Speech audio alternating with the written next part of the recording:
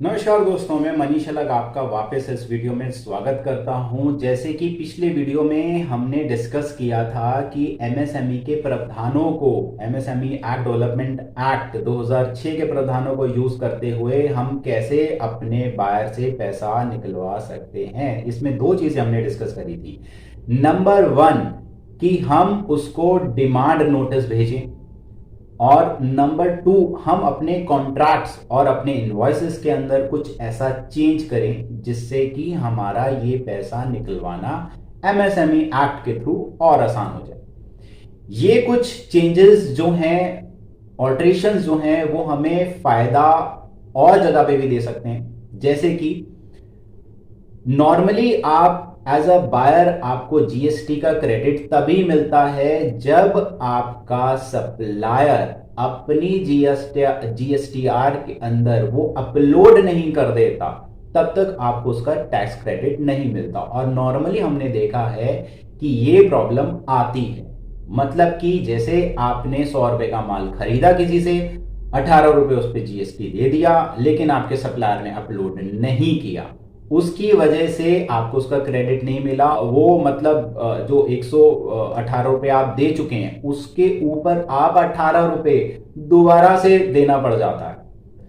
तो ये कुछ चेंजेस ऐसे हैं जिसकी वजह से आप इस प्रॉब्लम से भी निजात पा सकते हैं। तो दोस्तों, दूसरी चीज थी हमारी, अगर वो डिमांड नोटिस आपने भेजा है अपने बायर को और वो बायर ने नेगेटिव रिप्लाई किया, तो आपको क्या करना है। तो आपको एमएसएमई समाधान, जो एमएसएमई का पोर्टल है, उसमें ऑनलाइन फाइलिंग करनी है। लेकिन ये एक चीज बहुत ध्यान देने वाली है कि आपको ऑफलाइन फाइलिंग उसकी बहुत जरूरी है। ऑनलाइन आप करें ना करें, लेकिन ऑफलाइन फाइलिंग बहुत जरूरी। ऑफलाइन का मतलब है कि मैनुअली आपको वो एमएसएमई के जो भी आपकी स्टेट के जहां काउंसिल हैं, वहां आपको फिजिकली ये पहुंचानी है। ये बहुत जरूरी है। देखिए, ये 2006 से एक्ट आया था, बट सारी स्टेट्स में ये फैसिलिटेशन काउंसिल बनते बनते 2017-18 तक आ गए।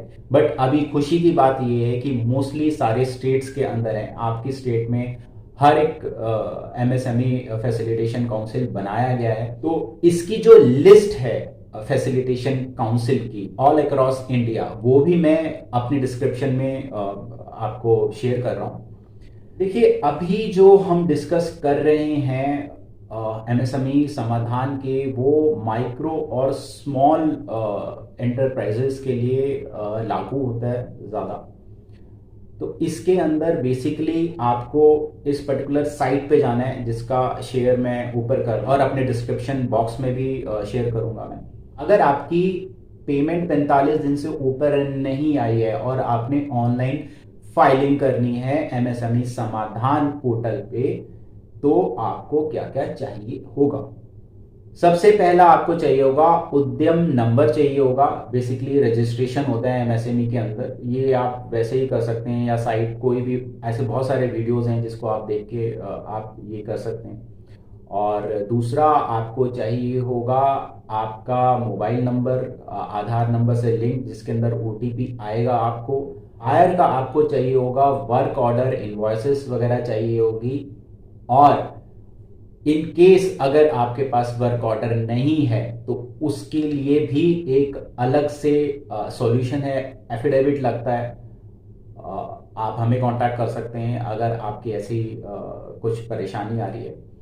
अब बात करते हैं कि समाधान, एमएसएमई समाधान पोर्टल पे आपने ये फाइल, आपने ये कंप्लेंट लॉगिन कैसे करनी है। देखिए, इसके लिए बहुत इजी है, और इसके वीडियोस आपको यूट्यूब में बहुत सारे मिल जाएंगे, आप इजीली कर सकते हैं। तो मैं वो इस वीडियो में पर्टिकुलर नहीं बताऊंगा, मैं और किसी वीडियो में वो बता दूंगा, बट इट्स वेरी इजी। और भी वीडियोस आपको मिल जाएंगे यूट्यूब पे। इससे फायदा क्या होगा, हम ये देखते हैं। तो देखते हैं दोस्तों, फायदा क्या है इसका एमएसएमई समाधान पे अगर आप अपनी कंप्लेंट को लॉन्च करते हैं। सबसे पहला, ये सेलर की स्टेट को कंसिडर करता है। मतलब कि जैसे आपने माल बेचा, और आपने माल बेचा कहीं, आप दिल्ली में रहते हैं और या तो इंदौर बेचा या मुंबई बेचा, तो आप फाइल करेंगे अपनी स्टेट में, मतलब दिल्ली के स्टेट में। तो आपका लेना देना जो होगा वो दिल्ली से होगा, दिल्ली के फैसिलिटेशन काउंसिल से होगा। आपका बायर इस दुनिया में कहीं भी हो, चाहे सिंगापुर हो, चाहे मलेशिया हो, चाहे बॉम्बे हो, चाहे कर्नाटका हो, उससे उसका कोई लेना देना नहीं है। दूसरा, आप केस का स्टेटस ऑनलाइन देख सकते हैं। और एक और फायदा है, अगर आपका जो बायर है वो कोई गवर्नमेंट पीएसयू है, तो एक और चीज आपको बता दूं कि इसकी जो रिपोर्ट है वो डायरेक्ट पीएमओ के पास जाती है। इसका जो स्टेटस है, अगर मान लीजिए आपने किसी गवर्नमेंट डिपार्टमेंट के खिलाफ अगर आपने ये चीज समाधान को यूज किया है, तो उसका अलर्ट जो है वो प्राइम मिनिस्टर ऑफिस के पास भी जाएगा और उस पर्टिकुलर पीएसयू के एमडी के पास भी पॉपअप होगा। तो आप ये समझ सकते हैं कि अगर ऐसा होता है तो कितनी अर्जेंसी आ जाती है। अगर आपकी पेमेंट 45 दिन के अंदर नहीं आई, तो जैसे मैंने पिछले वीडियो में बताया था कि आपको 3 टाइम्स ऑफ कंपाउंड इंटरेस्ट मिलेगा बैंक रेट का। बैंक रेट वो रेट होता है जिसमें आरबीआई बैंक्स को, कमर्शियल बैंक्स को पैसा देता है। इसमें लिमिटेशन पीरियड एप्लीकेबल नहीं है। देखिए, लिमिटेशन एक्ट ये कहता है कि अगर आपने पैसा जो लिया है वो 3 साल से ऊपर हो गया आपका ड्यू, और आपने अब तक वो केस नहीं किया, तो आप नहीं ले सकते, आप वो केस दायर नहीं कर सकते, वो टाइम बार्ड हो गया है। लेकिन ये लिमिटेशन पीरियड यहां पे लागू नहीं होता। तो आपके पास अगर कोई 5-6 साल पुरानी भी कोई लेनदारी है, उसको भी आप ले सकते हैं, बट आपके पास प्रॉपर उसका प्रूफ होना चाहिए।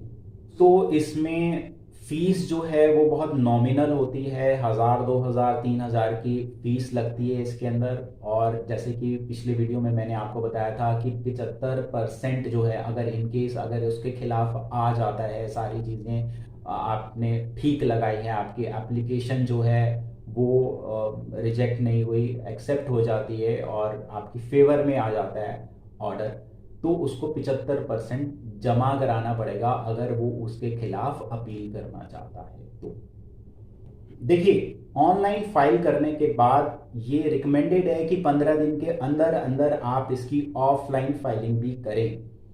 और हर स्टेट की चेकलिस्ट अलग अलग होती है। इसके अंदर बेसिकली आपको चालान भी सबमिट करना होता है। अब दोस्तों, हम ये देखते हैं कि एमएसएमई समाधान का डेटा क्या कहता है, मतलब कितने लोगों ने अब तक अप्लाई किया और उनका क्या स्टेटस है। नवंबर 2021 अब तक 94,000 एप्लीकेशंस रिसीव हुई हैं एमएसएमई समाधान के पोर्टल में पूरे इंडिया में। इसमें से करीब 18,500 एप्लीकेशंस अपरेट रिजेक्ट कर दी गई हैं, मतलब 20% जो हैं वो आपकी एप्लीकेशंस अपरेट रिजेक्ट हो गई। अब बची 75,000, मतलब 94,000 माइनस 19,000, करीब 75,000 के करीब आपकी एप्लीकेशंस बची। इस 75,000 में से अभी 31,000 एप्लीकेशंस रिव्यू होनी बाकी हैं, मतलब कि अभी देखनी बाकी हैं। इसके बाद बची 44,000, 44,000 एप्लीकेशंस जो एमएसएमई फैसिलिटेशन काउंसिल रिव्यू कर चुका है, उसके अंदर 9,000 के करीब म्यूचुअली सेटल हो चुकी है, जो होता है करीब 20%। और जो सेटल की गई हैं वो है 10,000।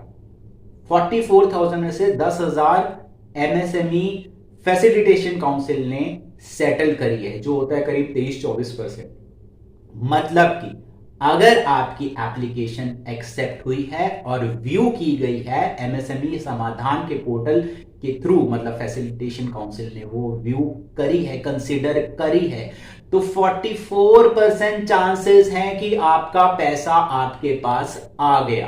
तो दोस्तों अब आप ये खुद देख सकते हैं कि ये एमएसएमई का जो प्रोविजंस हैं ये कितनी पावरफुल है। देखिए ये सारे काम आइडियली आप खुद कर सकते हैं, लेकिन अगर आपके साथ कोई ऐसा लॉयर या प्रोफेशनल जुड़ा हुआ है जो आपको पूरी गाइडेंस दे सके, तो आपके पैसा निकलवाने के चांसेस बहुत ज़्यादा बढ़ जाते हैं। क्योंकि ये सरकारी काम है तो इसके अंदर आगे क्या स्टेप होंगे, आपको फैसिलिटेशन काउंसिल में कैसे आपको अपनी फाइल का आपको फॉलो अप रखना है, कैसे उनसे पूछना है रजिस्ट्रेशन हुआ कि नहीं। अगर आपकी हियरिंग की डेट आती है तो इनफैक्ट हियरिंग पे भी आपको, पहली हियरिंग पे आपको लॉयर की जरूरत नहीं पड़ेगी। अगर आप एक प्रॉपर गाइडेंस से चलते हैं तो आप अपनी हियरिंग खुद ही कर सकते हैं। देखिए आइडली तो ये सारी चीज आप खुद कर सकते हैं, लेकिन अगर आपको ये लगता है कि आप ये कर नहीं सकते या आपको और हेल्प की जरूरत होगी तो आप हमें कांटेक्ट कर सकते हैं। तो इन दोनों वीडियोस में हमने ये डिस्कस किया था कि आपका अगर बायर एक प्रोप्राइटरशिप है, पार्टनरशिप है, सोसाइटी है या ट्रस्ट है तो आपको क्या करना है। वैसे ये समाधान तो आप किसी के साथ भी कर सकते हैं, लेकिन अगर आपका क्लाइंट एक एलएलपी है, मतलब लिमिटेड लायबिलिटी पार्टनरशिप फर्म है, या प्राइवेट लिमिटेड है, या पब्लिक लिमिटेड है, या और कोई गवर्नमेंट ऑर्गेनाइजेशन है, ये हम सीखेंगे अगली वीडियो में। तब तक के लिए मैं मनीष अलग आपसे इजाजत चाहूंगा। नमस्कार।